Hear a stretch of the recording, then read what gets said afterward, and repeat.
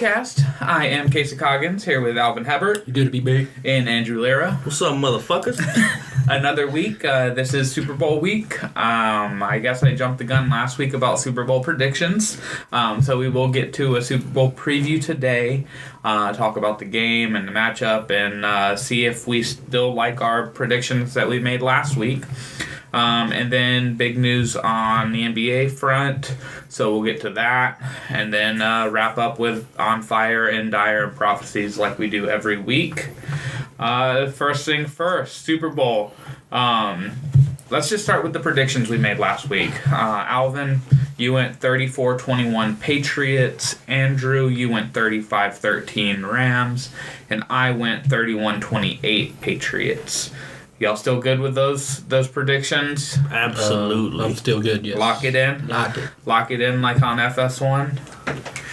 Have y'all seen that show at all? They have a gambling show, a betting show. Oh, yeah. On Fox Sports 1 with Cousin Sal and Clay Travis and Todd Furman. I didn't catch that. Yeah, they just bet their own money, and it's funny because last week Clay Travis and Cousin Sal actually put in 2 weeks ago put in money on the Saints-Rams game, and they each put up like $27,500. So it ended up being like $55,000 for the Saints to win, and it would have won them like $200,000. 5. Yeah. Good deal. So he wasn't very happy about the no call. But that's in the past. So Super Bowl matchup, Rams-Patriots.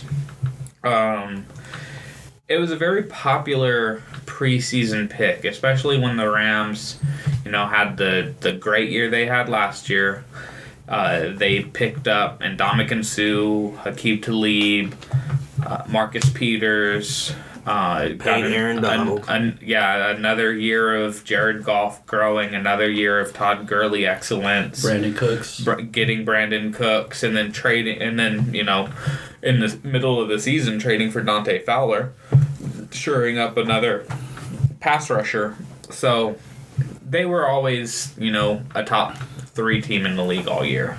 Like, they had the one loss, their first loss against New Orleans, and then they had a couple slip-ups along the way to the Eagles, which was a weird loss, and I believe they lost to the Bears too, which the Bears had a great season, so that's not odd. On the other end, the Patriots mostly were picked because the Patriot way. They have a stable organization, great coach, great quarterback. The GOAT. We're not going there. I will not be tempted to get into that conversation.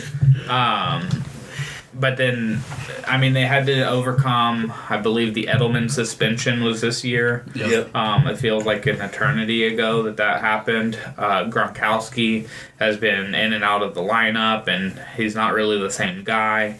They lost their first round pick offensive tackle to an injury before the season started. Sony Michel, the running back they drafted, like the first pick of the second round, he got hurt early in the season, but he came back and had a great year on the ground.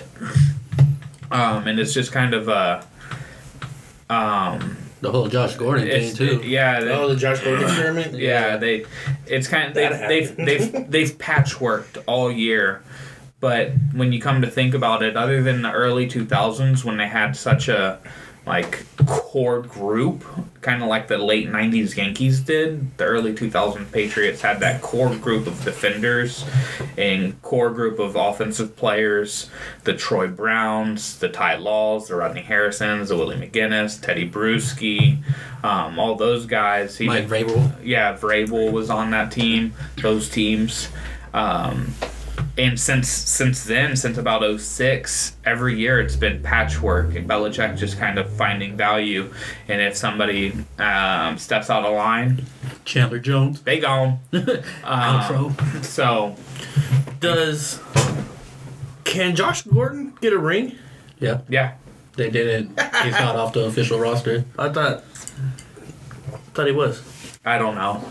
I just know. But he took a lead. technically, he was part of the team. So if they wanted to, they could give him a ring. But I don't know if he's not on the roster for the Super Bowl or part of the practice squad or any of that. I think it's their choice whether or not to give him a ring. They're gonna present him the ring around a blunt. It's like a diploma. It's the best gift anybody can give. But there's been, so much that was talked about with the Patriots because they had some terrible losses. And, I think what got lost in the fold is Tom Brady didn't look great this year. He looked like somebody who was struggling, and a lot of people were like, well, look at the receivers he's throwing to. I'm like, you use that argument all the time when he's great. Like, oh, look at he's great because look at the receivers he's throwing to. He has nobody's out there. When he's bad, it's like, look at the receivers he's throwing to. There are nobody's out there. Well, yeah. Look at the receivers. That solidifies the conversation. But you can't. It doesn't go both ways. Of course it does. You can't say he's great because he makes trash receivers look great, and then say he doesn't look like he looks bad because he has trash receivers. Sometimes they're just trash. Just straight trash. Or they're just high and don't want to be part of the team. That's true. You can wash a trash can, it's still going to be a trash can. It's going to be a shiny trash can. Nice and shiny. Still a trash can. Yeah, but you're not making the trash can look great because everybody knows it's a trash can. Well, what's the original saying? You could shine up a piece of shit, but it's still going to be a piece of shit. Have you ever tried shining up a piece of shit? I never tried. Doesn't sound easy. I don't know. I'm sure it wasn't, but you talking about maybe spray paint? Yeah. We can get some metallic silver spray paint. We can experiment. You know what I'm saying? But they still ended up I've never heard that fourth overall in points per game. They were the fourth best scoring offense. And they had the 7th best scoring defense. So, my whole thing, just little tidbit on my Tom Brady thing. He hasn't won a Super Bowl without a top 8 scoring defense, and he has the 7th best this year. So safe to say he's going to win the Super Bowl. So yeah, I picked the Patriots because they do have, they've always had a bend but don't break. And other than, the fourth quarter to the Chiefs, the Chiefs, I believe, were the second highest scoring team in the league, if not the first. And they shut them out in the first half, and they just they made Mahomes and Tyreek Hill and that whole offense look like a mediocre offense for 3 quarters. And that's what Bill Belichick does to you when he has time to study you. And that's just the Patriots, and that's why I think one of the key matchups is Sean McVay against Bill Belichick, and it's kind of a cliche thing because it's like great offensive mind, great defensive mind, who's going to win out, but Bill Belichick always takes away your best option, and Sean McVay knows that. The whole world knows that. You look at how Bill Belichick plays defense in the postseason, and it's the same thing on high scoring offenses. Press cover, double A gap blitz, get pressure up front and disrupt the timing. Sean McVay is going to know that, so I really want to see what adjustments Sean McVay makes. Alvin, put a key on something in this game that you're going to be if the Patriots or the Rams win this matchup, they win the game. If the Patriots win the offensive line, of course, they win the game. If they're able to keep the less pressure off of Brady, keep him upright most of the game, he's going to make the throws. Which has been the whole thing with the Patriots, and really any team is Tom Brady's looked his worst when he's been pressured, but you can say that with every quarterback in the history of the league. If you're hitting him every time, if you're right up on his feet, getting the lineman right into his chest, he can't step into his throws. He starts tap dancing. Right, and you've seen it And that's why, like, throughout the season, you saw it more. And there's maybe he was just trying to preserve himself for the playoffs because, he stood in there and took some hits in the Chargers and Chiefs games. But in the regular season, when he was going to take a hit, he did the Peyton Manning, like, dump it into the ground and hide, like, duck and cover. So yeah, I do, like, if the Rams have any chance in this game, Aaron Donald needs, 2 sacks? 2 sacks and then, like, pressure him all day. I think the Rams need 5-6 sacks in this game to win. You think they need that many? I'll say, like, 2 sacks and an interception. Like, yeah, I mean, that's but just pressure wise, like if they are not in the 5-6 sack range, they're not getting enough pressure, and I just it's tough to say like what the offense is going to look like, because other than running the ball so well, like I really don't think that. A lot of people think that Tom Brady had this great game against the Chiefs because he had 348 yards and he was like 30 of 46. But he got like 30 yards on just a lob to Gronk where it was misplayed by Eric Berry. He had 2 long completions that he just tossed it up there and the receiver saw the ball and just kind of tracked it like an outfielder. But if the cornerback or safety has any he only throws that ball because the safety's not there. So if the primary defender turns his head once and finds the ball, it's probably either an interception and at minimum a knockdown. The Phillip Dorsett touchdown and the Gronk catch late in the game, like both of those were just like, I'm just gonna throw it up because the cornerback has his head away and the safety's not coming over the top, so I can get away with it. And that's I think that was like 70 of his 340 yards is just kind of terrible lob passes that the receiver and tight end had to make a play on. But other than that, and the 3 third down plays and the overtime, I really don't think Tom Brady had a great game. And I think they did a good job for 3.5 quarters covering Edelman, and James White wasn't an impact in that game. Andrew, your key, who, if whichever team wins that matchup, they win the game.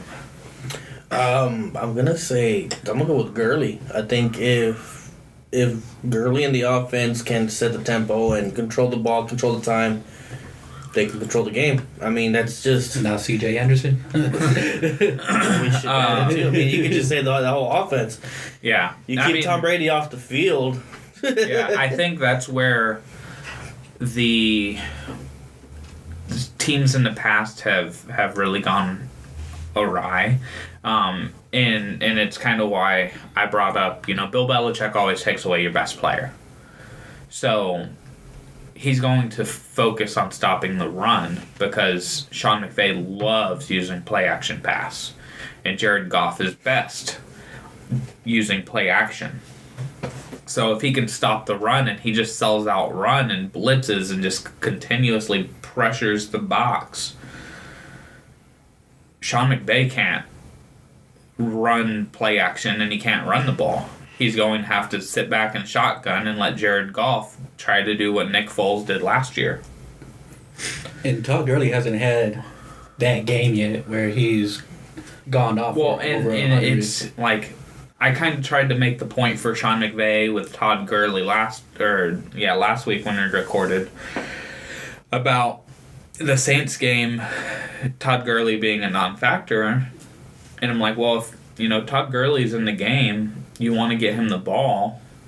And so they're just going to, pressure the run. And if you don't run the ball, then they're in the backfield getting to Goff. So you have to stay in shotgun and run passing formations with Gurley.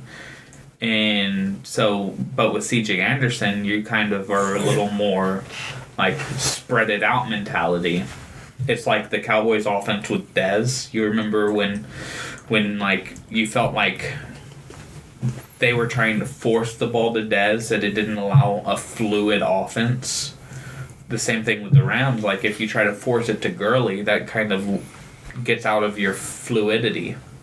So, like, but Gurley is Todd Gurley, and he had kind of a weird game with the 2 drops. One of them led to an interception in the Saints game. Yeah, it's been like that for the past few weeks now. Yeah, but he has been coming off of the injury, so maybe he wasn't like 100%, and he was like 80%, and it was the, as Spurs fans, the Kawhi Leonard thing where Kawhi was healthy enough to play, but his mental, like the mental part of the game wasn't there, and that's why he held himself out, and it could be a Gurley just didn't feel quite right putting the pressure on that leg and cutting and getting hit and that stuff. So, I mean, he's had 2 weeks off now. Well, pretty much he's had 6 weeks off in the last 7 because he missed the final 3 games. He missed the Saints game pretty much. They had a bye week this week. They had a bye week in round 1. And against the Cowboys, he didn't really play. Well, he ran for over 100 yards because both him and C.J. Anderson had both over 100. Yeah, but I felt like he went off like once the game was just like. Yeah, C.J. Anderson was he did the heavy lifting. Yeah, so, that's. I think what we talked about right now on the keys is the recipe to beat the Patriots. Run the ball, control the clock, keep Tom Brady on the sideline, and then when Tom Brady is on the field, pressure him. And if you can't do those, you're probably losing the game, because if the game is close, you will not win.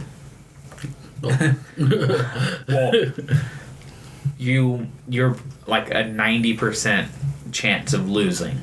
Because if it's close and Brady has the ball last year's Super Bowl was close and Brady had the ball like with 2 minutes left and then he got strip sacked. But that goes to the pressure. Yeah. Like he was, they were getting good pressure on him most of the game, and the Patriots couldn't get any pressure on Nick Foles.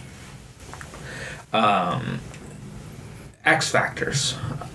Let's talk X factors, guys that we didn't bring up. A lot of people might not be talking about a whole lot before this game comes up because it's stars abound for the most part. Andrew, do you have an X factor of like if this guy has a great game, it will go a long way in helping that team win? Only thing that popped in my head would be Dominic Sue on the defense. If he could keep up the pressure, keep his cool when things do get a little rough. Right, and no step on quarterback. No stepping on nobody. We don't want no. To piggyback it, like while he is a big name and he was a first round pick and he was a top 10 pick with the Lions and he's a tremendous talent. Aaron Donald's one of the top 2 defensive players in the league. Yeah, I think he's the best. Somebody at this table thinks Khalil Mack is the best. Yes, I do think Khalil Mack is the best. But so what I said about Belichick taking away your best player, they're going to try to take away Aaron Donald, which is easier said than done because he beats double teams, he's beaten triple teams. He beats the whole team. I brought it up a couple weeks ago that I was listening to the Russillo podcast and he was talking with Todd McShay, and they were talking about Ed Oliver and some of the defensive tackles like Quinnen Williams from Alabama, talking about like how quick they are off the ball. And he was like, Quinnen Williams is like has an amazing reaction time. Like there are plays where the ball snapped and he's a yard past anybody else on the defense. Like he's the closest guy I've seen to Aaron Donald, where he's like, I would play the tape from the sideline. I would play it. Once the ball was snapped, I would pause it as quickly as possible and see where everybody was. And time after time, Aaron Donald is 2 yards past the line of scrimmage. He just his reaction time to the snap is just unmatched. For anybody in any level of football, that Belichick is going to be keying on him, which will allow the single block on Ndamukong Suh. And while the Pats haven't allowed the sack in back-to-back games, and they've been really good about not allowing pressure on Tom Brady all year, going up against Aaron Donald and Ndamukong Suh and Dante Fowler is a different beast. And so, yeah, Ndamukong Suh, if Aaron Donald doesn't do have the stats, it's probably because he's being keyed in on. And so Ndamukong Suh has to win his matchups. So that will go definitely a long way into the Rams. 35-13. That's what you said. Man, I still can't believe it. I had to double check. That's what your prediction. 13. Man, you could ask me that like Saturday in the afternoon. I'll tell you it was 35-13. Rams. It's like Vicky Valancourt from The Waterboy. You're just gonna be like looking through my window one night because they got all them teeth and no toothbrush. All right, Alvin, who's your X factor? Well, I was going to go with the band of misfits for the Rams, but I'll say the band of misfits for the Patriots. The Dorsets, the Rex Burkheads, the Chris Hogans. You just took a whole fucking offense. I said the misfits, man. The rogues. Like if either one of them have like a standout Pick game. one guy that you think will have a good game. I guess let me phrase it this way. Man, you said players. Right. All right, one guy. I'll say Dorsett just because I feel like he has the ability to like take the top off sometimes, and basically like when he's on the field, like yeah, he's there, but are they really paying attention to him? If he's matched up with Marcus Peters, I think Peters will get eaten up by Dorsett. Yeah, because I really think that Wade Phillips should be saying, all right, like Marcus, I know you're a zone cover corner, like you're one of the best zone cover corners in the game, but I'm matching you up with Julian Edelman the entire game. You're going to follow him. You're playing man. You're playing press coverage on him. And put Akeem on the faster of the receivers. Put him on the Chris Hogans, the Philip Dorsets. Because Hakeem has a lot more quickness and a lot better man coverage skills. Yeah. And I don't think Julian Edelman is the same type of receiver that Dorsett and Hogan they are. So you could even actually match up Peters on Gronk and just let him follow Gronk all day. But I think they're going to switch off Peters and Talib with Gronk and kind of try to change up who's guarding him because they don't have an Eric Berry. They don't have a Derwin James. They don't have the Malcolm Jenkins from the Eagles or a Cam Chancellor. Like they don't have that big safety who can cover Gronk. Yeah. So like that is really I think where the Patriots might be able to get away with a lot is Gronk.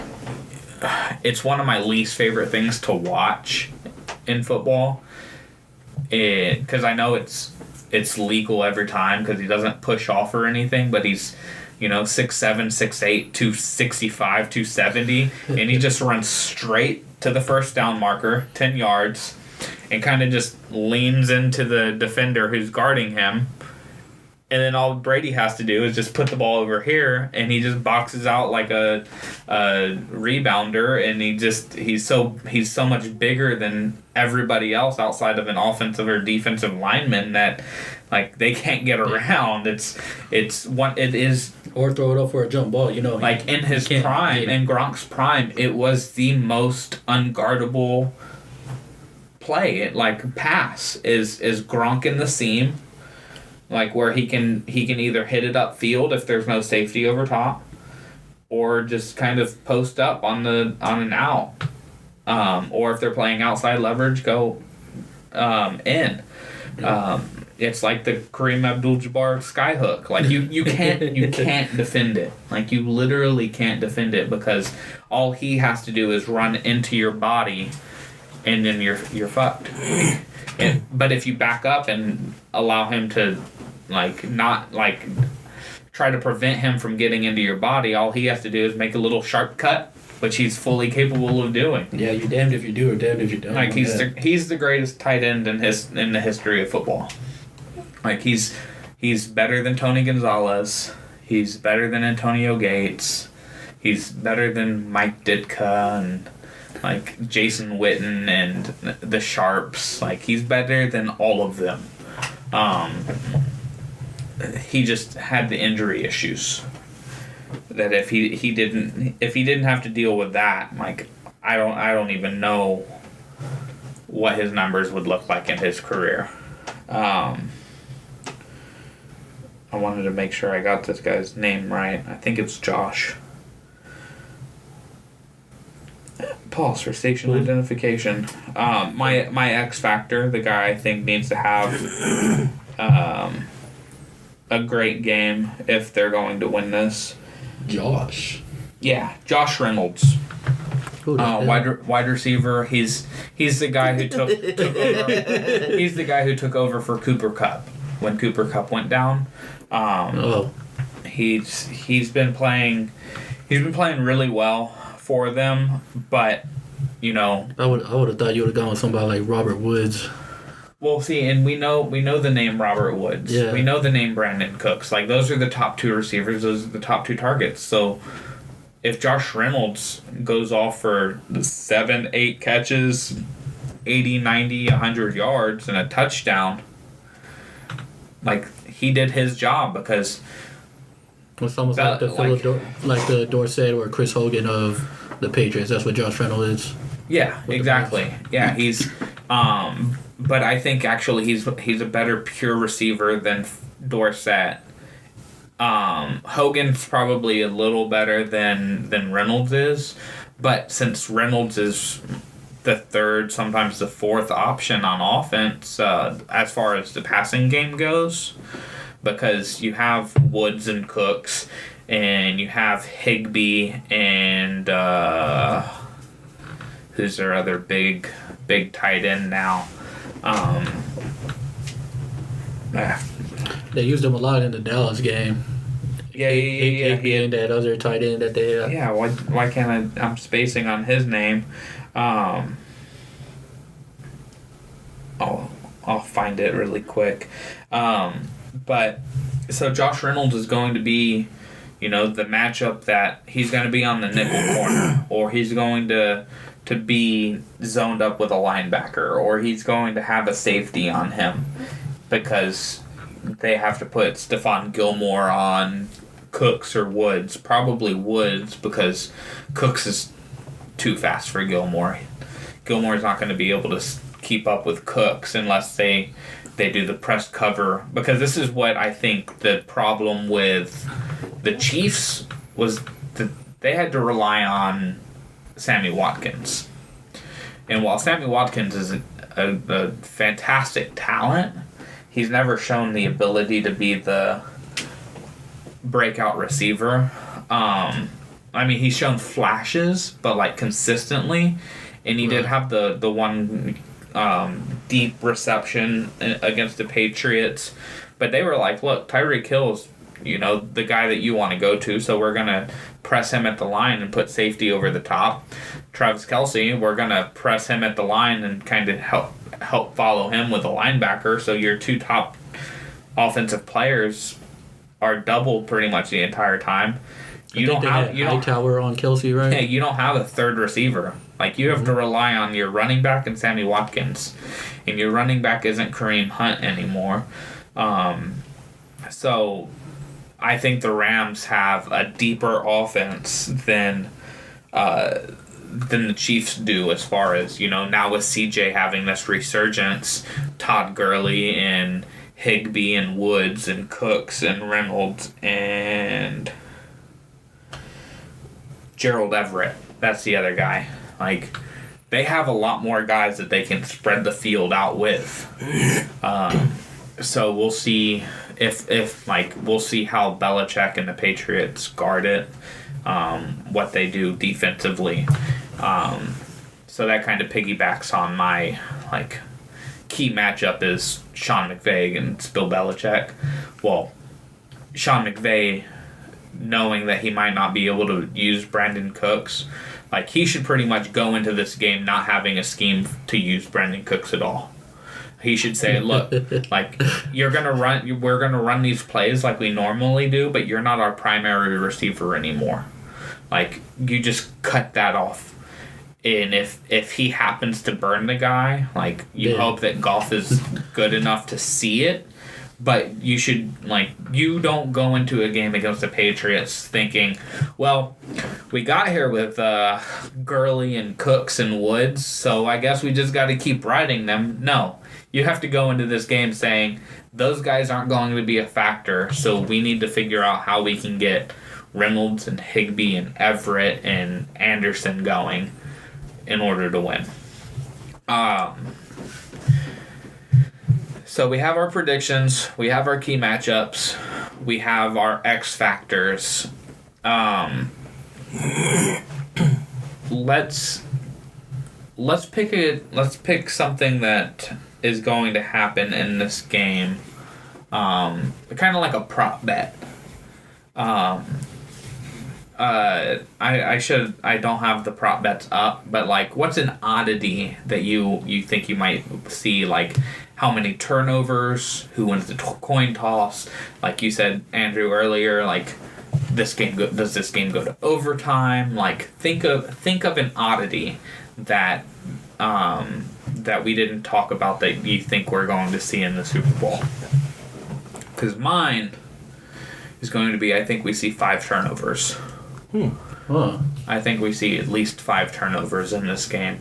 Kind of similar to Chiefs Rams earlier in the season, greatest game of the century, where you saw all these points, but you actually saw great defense being played at the same time, where, I have it 31-28, which is, in 5 years ago, a high-scoring game, but, I still think that it's going to be, the Aaron Donald's wreaking havoc and Trey Flowers and Belichick's defense being able to generate pressure and,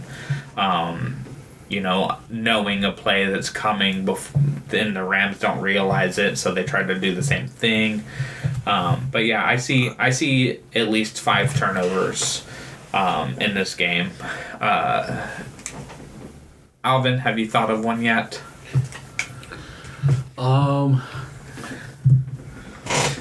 You can even say something that somebody runs for 200 yards or has 200 yards receiving, an oddity, any kind of prop bet thing. I was going to say teams are going to go for it on every 4th down. Every 4th and short, they're going for it. What's 4th and short? Every 4th and under 2, or 2 and under? 2 and under. 2 and under. I'll even say 3 and under. Every 4th and 3 and under. Yeah. I like that. I don't think it's going to happen because it's funny because I saw the stat where the Rams had 4th and 1 19 times this year, and they went for it 6 times. And you think of the Rams and Sean McVay being this high flying, balls to the wall. Yeah, we're going to go for everything, whereas the comparison was Doug Peterson of the Eagles went for it 16 of 19 times. Like anytime they had 4th and 1, they were like, "Fuck it, let's do it. You know, we're going. Roll the dice." Like, what's the worst that can happen? Oh wait, we're at the 1 yard line or we're at the 9 yard line. And we have 4th and 1, and they get the ball back at the 9. Andrew, you got one? I said it's gonna be a field goal from past 55 yards. 55. They're in a dome. Oh fuck, 60. 60 up. Add another 5. Yeah, It's gonna be the end of the half, and Sean McVay's gonna be like, 62 yarder. no, he's gonna be like, Greg, let's do this. Greg, 70 yarder. Let's do this. Just Jared, just go ahead and take a couple yards back and kneel. Gonna go for a 70-yard field goal in this game. I'd really want to see it because the Raiders did it with Janikowski. Yep. Yeah, if y'all remember that, Yeah. he came up like 15 yards short. But that's outside in Oakland, so we'll see. Yeah, I think that wraps up the Super Bowl. So let's get moving on to the NBA. We haven't talked about it in a while, I feel like, because playoff college football and holidays and playoff NFL and just we've touched on it, like talked about the Harden tear and all that, but we haven't actually kind of dove into the NBA in a while. So the news of the day is the Brow, Anthony Davis, is pretty much ensuring that the New Orleans Pelicans get sold and moved. That's pretty much what came out today. Seattle's getting the basketball team. And because Rich Paul, a.k.a. best friends with LeBron, broke it to Woj that Anthony Davis is requesting a trade and Will not resign. and he will not re-sign, which really sets up a Anthony Davis to the Lakers kind of scenario. Do y'all see any other thing playing out? Because I don't see any way in hell that the Pelicans will try to wait it out and try to like make something happen. Well, again, this plays against the Pelicans. You got somebody that's saying that they're not going to re-sign for you with you, so that lowers his value in the trade market because now the team, they don't have the upper hand. Well, the thing is that with like basing it off of Kawhi, who was the last superstar to do or this. even Paul George. Well, I was using Kawhi because he was the last recent, one, yeah. more recent than Paul George. Because Paul George, I don't think really ever explicitly said that, like, I only want to sign with the Lakers. Oh no, yeah, he was. He was. He brought it up saying, like, I think he told the Pacers that he would only sign an extension with the Pacers. So, yeah, I guess. With the Lakers. Yeah, that's what I meant. Told the Pacers he would only sign with the Pacers. So they traded him. We don't want you here. And that's like, so it's kind of funny how, Paul George got traded to the Thunder because that was the best deal that was offered, and the Thunder just said, hey, look, we at least get a year with you to try to convince you that this is a place where you want to play because, you spent all this time in Indiana, and the only reason you wanted out was because, you never had a great teammate to play with. Like, who is Paul George before Russell Westbrook? Who was Paul George's best teammate? Roy Hibbert. Exactly. Trash bag. Roy Hibbert and David West were his two best teammates, and then Darren Collison is probably the third place there. George Hill. like there's not a whole lot that the Pacers ever did for him as far as surrounding him with talent. That he finally got to play with another great player, and I think that's all he wanted. Like, he was saying that he only wanted to go to the Lakers because, one, home, and two, Braun. well, he didn't know. Before Braun, Before Braun, but it was like they have a chance of signing great players. They have Brandon Ingram. Yeah, nobody's going to sign in Indiana. Like, you're not going to... like, breaking news, Anthony Davis signs 5-year deal with Indiana.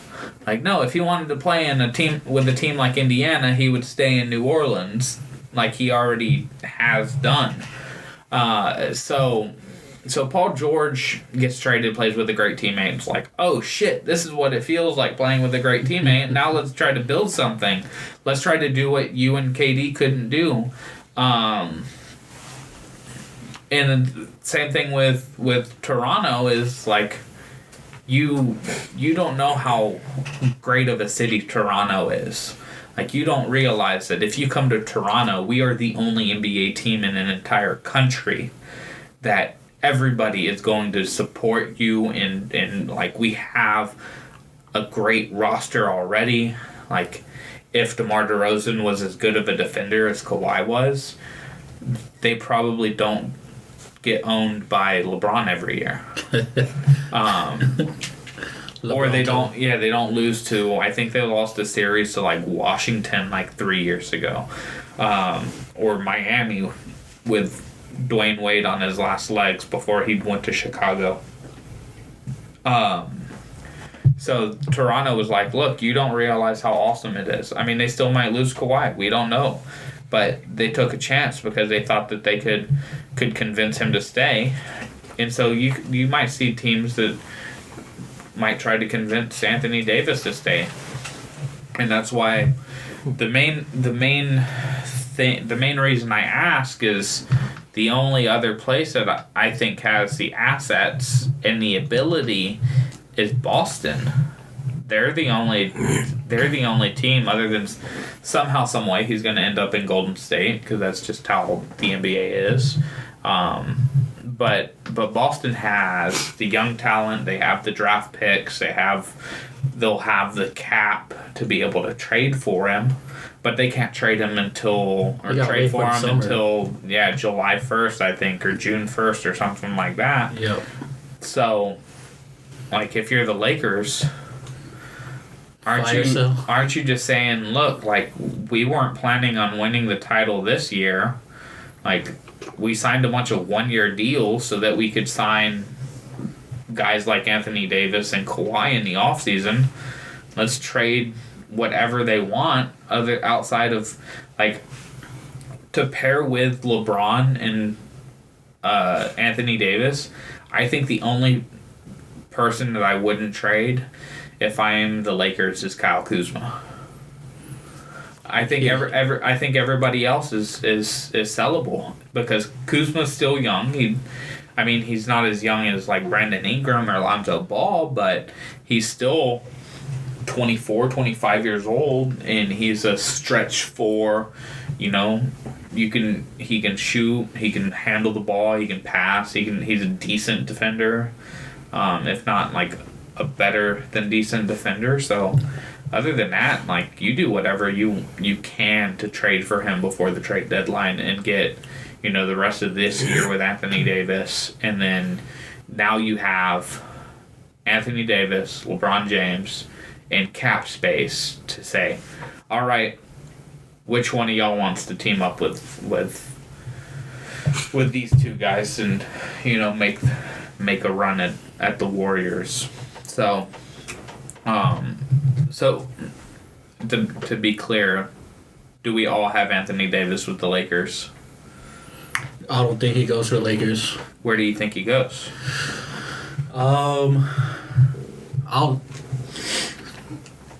If it's an East team, I think teams like the Knicks look intriguing just because how high of the first round pick that they could give him. And of course, everybody all on the Zion Williams sweepstakes. I was also thinking maybe the Hornets could package something if they add another team. Try to get somebody to be with Kemba, which he greatly needs somebody else. Yeah. And we already know Jordan's not trying to give up Kemba. They want to re-sign him. So, here's a chance to try to bring in somebody that will convince him to stay. And then in the West Coast, I was thinking Memphis, you already said Gasol and Conley are on the market. Like, I feel like if they could add, like, Drew Holiday and some, like, other type of piece, like They wouldn't bite on Yeah, that. Would it? the Pel. No, the that's Pel, not appealing at all. Yeah, Is it because of the contracts? Like, I feel like the Pelicans would eat that up all day. See, I don't think that Memphis would bite on that. Really? See, that's the thing. Is like Conley and Gasol have been the heart of that organization outside of Zebo for the last 10 years. Oh yeah. And they don't want to be traded. They don't want to go to another team. They don't want Memphis, to, but they're Memphis, on the block. Memphis doesn't want to trade them. They're open to it, but at the same time, it's like, okay, well, we're gonna trade Marc Gasol, we're gonna trade Mike Conley, and we're gonna get Anthony Davis. And let's just say the Pelicans say yes to that deal. What the hell's keeping Anthony Davis in Memphis? Like that, He wants to win. He's not Like, going to win by himself. That's going to keep him in New York if the New York Knicks pull off a deal. if the New York Knicks pull off a deal, it's New York. First off, they have Porzingis. They're going to put Porzingis in the deal. If they trade, if I'm the Knicks, even if I can trade for Anthony Davis, I'm like Porzingis. I would have to have a contract like signed the day that trade happens. Like that's the only. I'm not going to play it out through next year and let him go to free agency.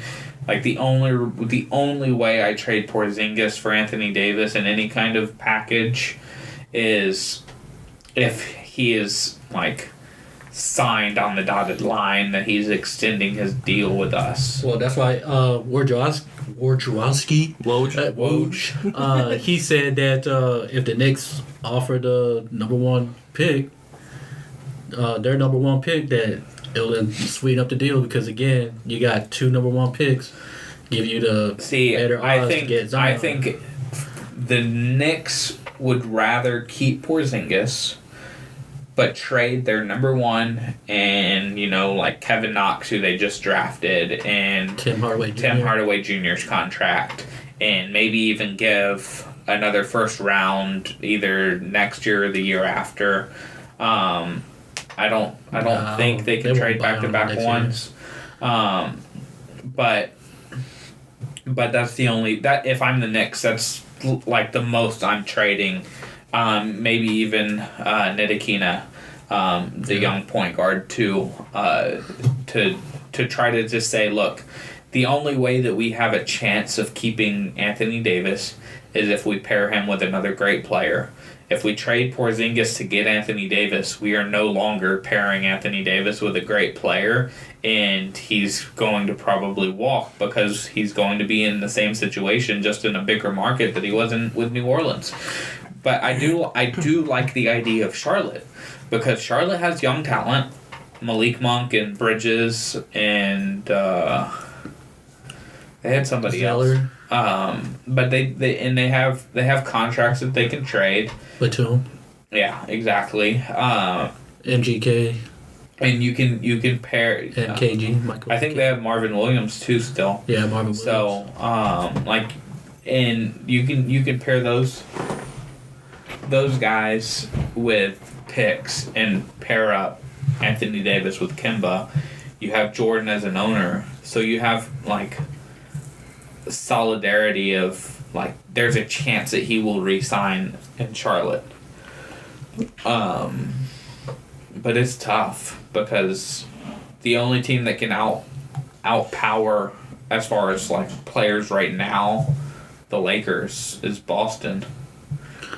Yeah, most definitely. I mean, those two will give you the better package, but I don't feel like because who's Anthony Davis' agent, and they feel like there's tampering going on because of who his agent is.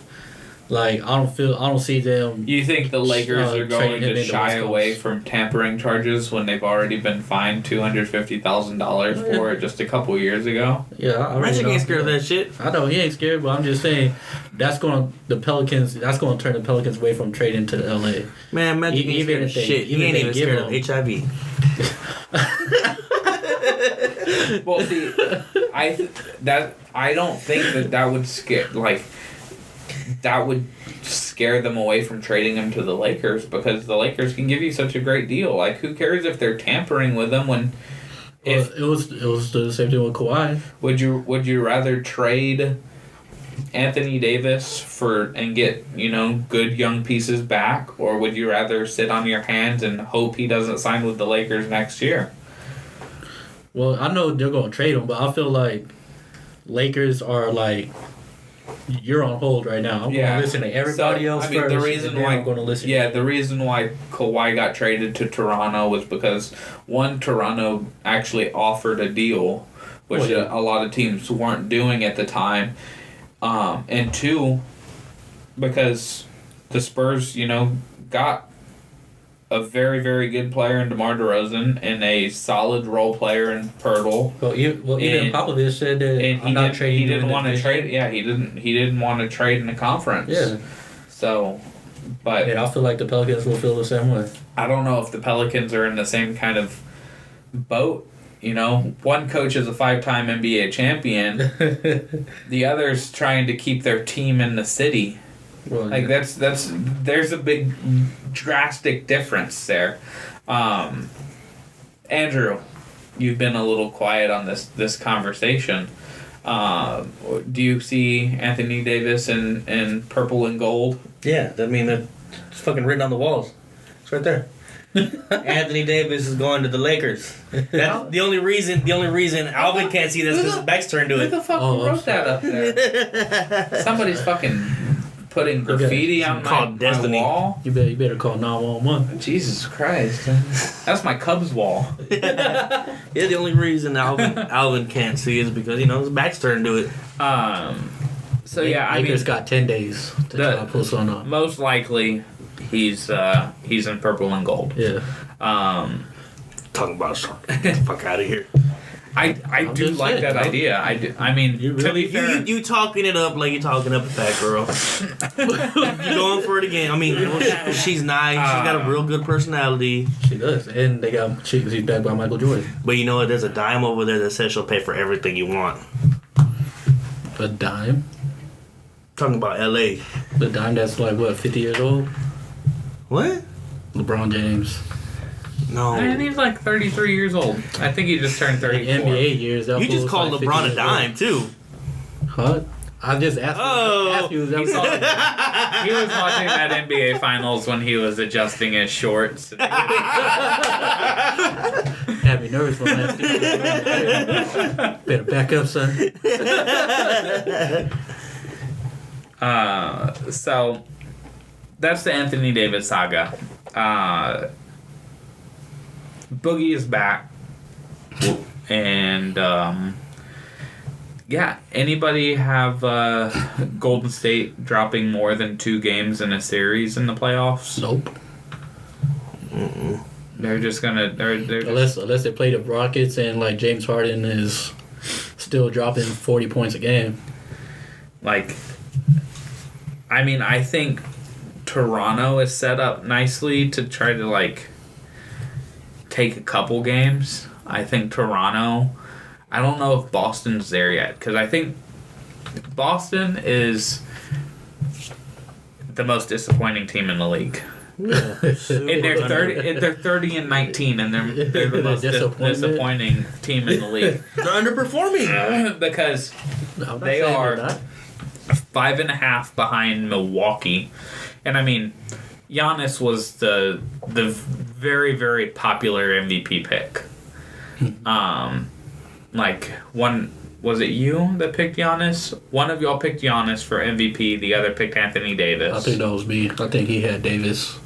And I picked LeBron because I was like, well, I feel like if LeBron leads the Lakers to a 2 seed, he'll get a lot of MVP love. But I didn't see the Bucks being this good. I knew the Pelicans were going to be Anthony Davis or bust. I didn't see the Bucks being 35-13 with a half game advantage on Golden State almost 50 games into the regular season. I saw them being like, I would have had Boston and Milwaukee flipped right now. I would have had Milwaukee at 30-19, and Boston at 35-13. But Boston, when it comes to the Celtics, I don't think Brad Stevens, because I also picked Brad Stevens to be my coach of the year, and he's done a shitty job managing that team. A shitty job. Shitty bang bang.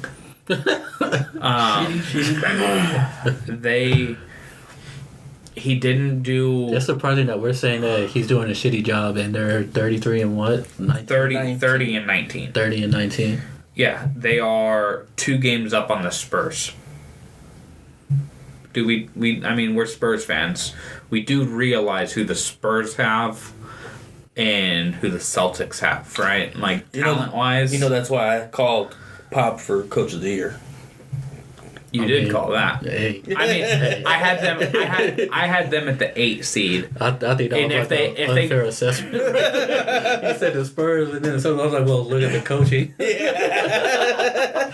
Well, people make a lot of comparisons between Brad Stevens. So Brad Stevens is a great coach, but he needs to take a lesson out of the Phil Jackson handbook and not the Greg Popovich handbook. The Zen Master. Because Greg Popovich has always been great about building a team. Like, from Tim Duncan to the 12th man to the 15th man on the roster, like, everybody is going to play as a team, and like, it doesn't matter who the best player on the team is, we're going to play hard, we're going to play together. Phil Jackson was like, okay, MJ, we get it, you're the greatest, but can you not punch teammates in the face? Can we stop the violence and let's cool down on the gambling? They're going to suspend you for a couple of years. Can you stop telling your teammates they suck? No, I'm okay. I'm okay with telling teammates they suck, because that's just going to make them try to like not suck. Back then it would. But Yeah. punching, I think, Scott Paxson or Steve Kerr in the face. I think it was Kerr. I think it was Kerr, right? Yeah. Punching them in the face is not going to help build camaraderie, all right? I think it did. They still won 3 more championships. Kerr was like, I'm sorry. Smack some sense into him. But that's what like Brad Stevens needed to do before this season started. Like, look, we have Kyrie Irving, we have Gordon Hayward, we have Al Horford, we have Jason Tatum, we have Jaylen Brown, we have Lance Stevenson 2.0. I think the egos of those young guys blindsided him. Well, I don't see Jaylen Brown. I think is Marcus Smart is again Lance Stevenson 2.0, but Jaylen Brown's really the and Kyrie are the 2 egotistical maniacs on that team. Yeah. Jaylen Brown believes he should be starting. He should be averaging 25 a game, and he's the guy. He's the man. He wants to show what he can do so he can get that max contract. And Kyrie left Cleveland because he wanted to be the man. He wanted to be the center of the team. Like, nobody, like, he wanted to be the best player on the team and go and lead another team to a championship. And Brad Stevens did a terrible job at, like, telling these guys, like, look, Kyrie, I know you want to be the leader and the man and all this, but, like, we're best when we move the ball. Because you're such a good shot maker and a ball handler that, if you swing it over here and we run our offense, you're going to get isolated on a center. Like, we don't need you pounding the ball like a Russell Westbrook or a John Wall. You saw that play that they hyped up where they like moved the ball like 9 times like in one possession? No, but I mean it's like ball movement is like ball movement is the reason why the Warriors are as good as they are. Like, they have great players, but none of them are selfish. And so, like, Steph will pass the ball to, when they had Zaza, like, they would pass it to Zaza and, like, allow him to make a play and run Clay off the screen and pass it to Clay. And, they break down on Clay, so Clay passes it to Steph, and they close out on Steph quickly, so he passes it to Kevin Durant or Harrison Barnes, and they close out on them, and great defense, and then all of a sudden, one breakdown in 24 seconds, and it's a layup or a wide open three, and the Warriors know that that's going to happen, so all they have to do is keep passing and moving and running their offense. And whoever got the hot hand, they'll feed it to him. And I think that's shoot it. The difference between the Warriors with Steve Kerr and Mark Jackson, and the difference between Steve Kerr and Brad Stevens is Steve Kerr, shooter. Like, he knows, ball movement and running off screens is going to get him an open shot.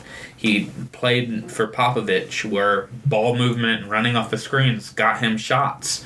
And he played with Jordan, where standing in the corner got him a shot. The GOAT. So he understood that. And so he's able to say, look, Steph, you're a great shooter. But you'll be a greater shooter if you pass the ball to this guy and then you flare out to the corner, because they're not going to be expecting the ball back in your hands so quickly, and it's just the give and go, like oldest player in the book.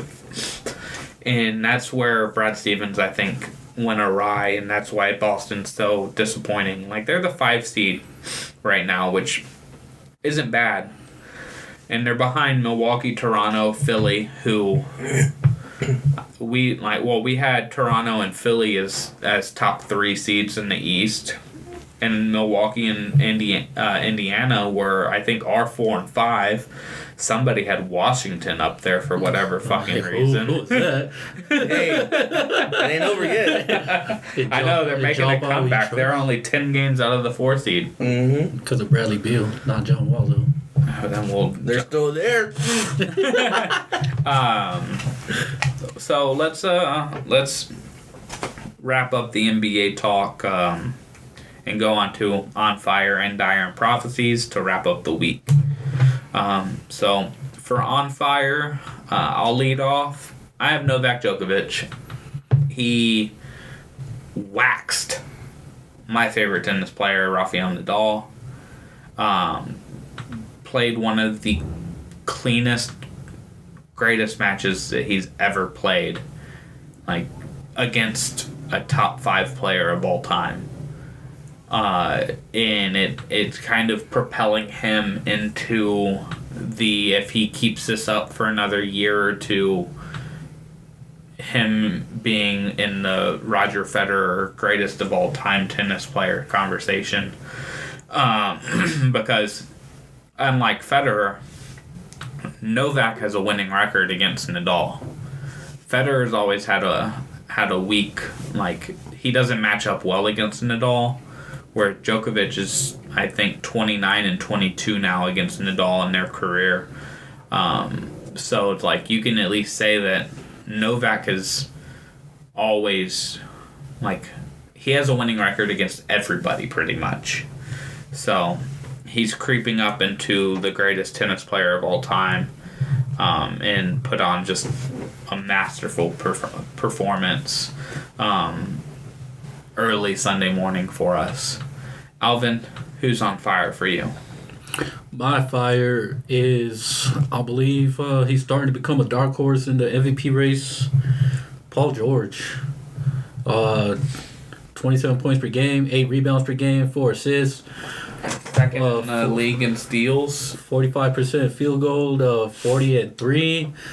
And I say he's the reason why the Thunder are in 3rd place right now in the West with 31 and 18. I've when I watched the best game of the season so far this year, that Thunder Spurs 2 overtime game, and I realized Russell Westbrook is averaging a triple-double, but he's shooting the worst he ever has, and he's in a terrible shooting slump. And Bill Simmons made the comment, and I was like, I completely agree. It's like, the best version of the Thunder is this version of the Thunder, where Paul George is, your leading man as far as, like, the scoring goes and allow him to like catch and shoot. Like, make Russell Westbrook a creator and a playmaker. Like, don't make Russell Westbrook your leading scorer. Yeah. It's what the Wizards failed to realize with Wall and Beal. Wall shouldn't be their leading scorer. Bradley Beal's a much better shooter and a much better all-around player than John Wall is. But John Wall's much more explosive and is a better point guard. So let John Wall be a point guard. Let Bradley Beal be the shooter. Like, it's not hard. Like, it's really simplistic. I mean, for them, it's egos getting in the way. John Wall wants to be the star. Bradley Beal wants to be the star. And it doesn't seem like they want to work together on, you know. They're not as close as they made it seem. John Wall should be averaging the same amount of assists that Russell Westbrook is. Russell Westbrook, the last time I checked, was the league leader in assists and steals. You know, guys that have done that in NBA history are like Steve Nash, 2-time MVP. There you go. That's not bad. Westbrook won't win the MVP because it's obvious that Paul George is, you know, the catalyst there. But, like, Russell Westbrook is in a better spot for him and better spot for the team now. He got his MVP. Yeah. Yeah. Only because we were the country was still In awe of the triple double. yeah. Made up numbers. Andrew, your fire. My fire's I guess NBA media coverage. I guess it's always been like this. So just Woj. Not even just Woj. Shams. Yeah, Shams. I mean, it's not just Woj. The NBA always has us talking about them at the most random times. Yeah. I mean, this is just a Monday morning. Super Bowl week Monday. This is like teams are getting. I got to work and I saw ESPN update. Woj bomb. I was like, what the fuck? Like, Yo, Yeah. 4 o'clock in the morning, my cousin from California texting me talking about, the Anthony Davis trade, and I was all like, when was that posted? It was all like at 4, like before 5 o'clock in the morning this morning. I was all like, I'm not woke around that time, bro. Like, Yeah, chill out. like, You gotta be woke all the time, Alvin. I know now, like, it's my job. But damn. but yeah, just the fact that they can drop something like this, real nonchalant, and it's fucking wildfire. That's why the NBA is a year-round sport now because, Okay. you know, like... That's why it's coming up for football. It's coming up for the NFL. We're going to take that spot. You think? What? Definitely. Yeah. Oh, definitely. easy. Yeah. Well, I mean, to get a little racist here, there are a bunch of redneck white guys who love collisions and love watching people, smash heads into each other. And those people are already split between the NFL and now UFC. NASCAR.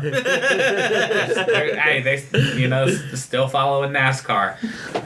Oh, you guys are talking about Derek Carr? I was like, But yeah, I mean that's the reason why the NFL is still the king of America. Is the national pastime is now. Media week for Super Bowl NFL. started today, and no one's talking about that. Yeah. Just Yeah. Anthony Davis Yeah. and tampering.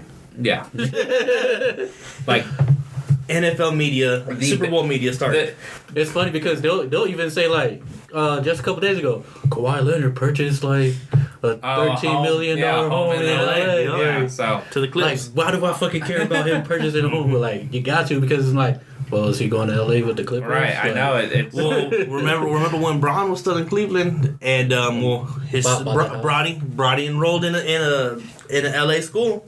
Where his Shaq son is at. I and all mean, that. to be fair, everybody was like, he's going to the Lakers. There was very, very, like, with Kawhi, there's at least still like, oh, well, maybe he'll stay in Toronto because they're so good. Like, the only reason Cleveland was good last year was because they had LeBron James. Well, and a healthy Kevin Love. Like, even though he did miss some time with the mental health. Don't laugh at that. That's not. That's real. serious. That's real. I was just saying it's all because of LeBron James, but Bill's just sweeping under the rug. So follow up. What's your dire? Andrew? My diary goes to the NFL, but not so much the organization, but organization within the NFL this weekend. The league? Just the league in The general? league in general? Or the No, inside I'm of the talking league? about Super Bowls played at Atlanta. Oh. Chick-fil-A will not be open for Super Bowl Sunday They, because the Oh, Lord 'cause they're- said No, no. they I thought actually they came out were before doing the it, regular yeah. season and said that they were going to stay open for the game. No, they're closed. They're closed? Yeah. Oh, shit. Why would you even have Chick-fil-A inside your stadium? Yeah. Especially when all your fucking games are on Sundays. Special. You get an opening occasional Thursday. Saturday, Thursday, Monday. No. Yeah, they said that they were going to be open for game days. Who wants to work overtime? They're gonna treat it as a holiday pay. But I mean, that stadium also hosts all the like big SEC college football games and on Saturdays, and it'll have all the big Atlanta concerts and all that stuff. Chick-fil-A won't be open on Super Bowl Sunday. I just looked it up. Stadium. See, when you said Super Bowls in Atlanta, I immediately went to Ray Lewis killing a guy. That's where I went. Allegedly. I thought you was gonna say that like Future or somebody was gonna be performing. Like what? Well, it's Big Boy. Big Boy, and is it? Big and Boy, who else? Travis Scott, and Maroon 5. Oh, they had to throw in the boy band, right? Well, it was started off with them. With Maroon 5. It started out with Maroon 5, and a then lot they of added people Travis Scott. were giving him shit because they were like that they're California, like This is why are Atlanta. This is the dirty. I mean, And then they went to Houston. hey, They finally got it right with Big Boy. Conspiracy theory alert. Maroon 5, California band. The refs in the Rams Saints game live in California. They're gonna be rocking them Rams. Coincidence? I think not. Putting it together. What's the over under on Andre 3000 coming out with Big Boy? Ooh, I was about to ask that. Like, Over under what? Like, is it? they haven't. Is it gonna happen? They haven't performed in how many years? Since It was a couple years ago, maybe. Didn't they play at Lollapalooza? Or not Lollapalooza? What's the one? Outkast played at Coachella. Coachella, that one. Oh, yeah, that was recent. Yeah. All right, never mind then. And then they were also at South by, I think, or was it ACL? ACL. Yeah, They it were at wasn't ACL. myself, but- Yeah, they did The same year they did Coachella. Yeah. They did ACL because There were all the rumors about a tour going around, but then it never happened. That's right. I wanted that album to come out. No, I would say Goody Mob shows up before Andre 3000. Maybe Killer Mike. Yeah. CeeLo? I I mean, I said Goody Killer Mob. Mike. That's Goody Mob right there. Yeah, no. But Killer Not Mike, not did CeeLo do a song with Big Boy at all or Outkast? Because I With know Outkast, when they were all with Dungeon Family. that's right. Because I know Killer Mike did. Oh yeah, Killer Mike toured with them. So, When they did that remix of The Whole World. I fucking love that song. Dog. All right, Alvin, who's in dire for you? My dire, again, the Dodgers. I don't know what the hell they were thinking. They signed AJ Pollock to 4 years, $55 million with a fifth-year team option, and his buyout is like $5 or $10 million buyout, and that was the replacement for trading Puig to the Reds, who signed him on arbitration for just $9.5 million. Which he has been playing better than AJ Pollock. AJ Pollock is 31. He's been injury prone for like the past 3 years. He hasn't been the same from 2015 when he was an All-Star. But who's a better team player? Ooh. Honestly, I felt like Puig's personality was like out there, but I felt like he was cool with the team. Yeah, I don't see having Dave Roberts as the manager. That I think that's where it gets tricky because Dave Roberts was probably looking at Puig and being like, "What the fuck are you doing?" Well, he made knuckleheads. AJ Pollock will be just like, "All right, I'm going to come to work. I'm going to show up. I'm going to do my job, and then hopefully I go home healthy." But I feel like the But yeah. That's not 9.5 compared to 55.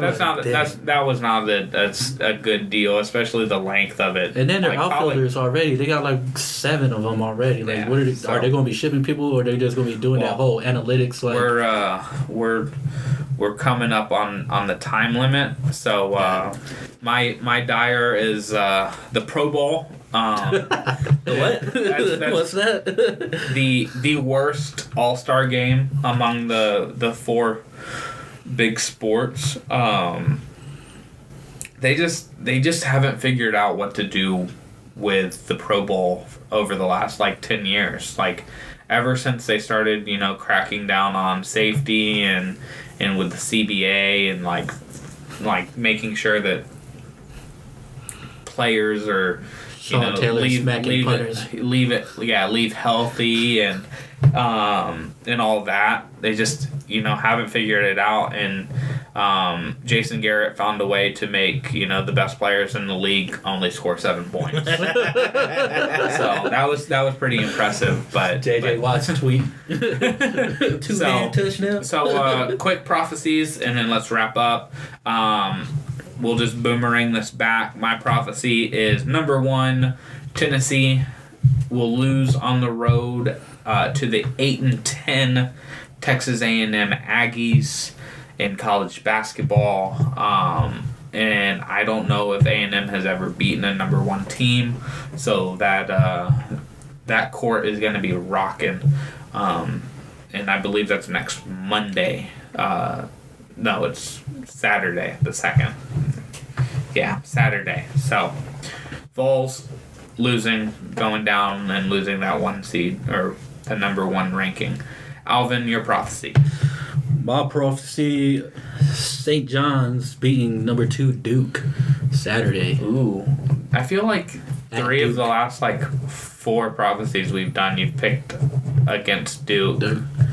It's just my Tar Heels face showing. Yeah, your Duke hatred. I will admit that. I will. All right, Andrew, wrap it up for us. Well, it is January 28th. 8:25 p.m. 8:25 p.m. Central Time. By this time next week, I got Bryce Harper signing with the Phillies. And with the Phillies. I thought he was saying that he didn't like what he saw in Philly. Yeah. He probably also doesn't like not being shown any contracts. Yeah. Question. Padres signing Manny Machado? No. No? Okay. No. All right. No. I think Machado will hold out longer than Bryce Harper will. You think he's going to wait where Bryce Harper lands? I think not where. I think how much. I think I think Machado is fully just like, I'll just do what JD Martinez did. Fuck it. Like, I'll wait until spring training and teams are looking at their rosters and they're like, shit. But look what Boston got. Yeah, they got what Boston got. The he was second like best player in the AL. He was like an MVP candidate. Yeah, they had the top 2 MVP candidates. So that wraps up this edition of the Benchwarmers podcast. I am Casey Coggins, and as always, I'm joined by Alvin Hebert. Outro. And Andrew Lira. Peace. See you next week, day after Super Bowl. Possibly if we end up doing something for Super Bowl, live reaction recording. We are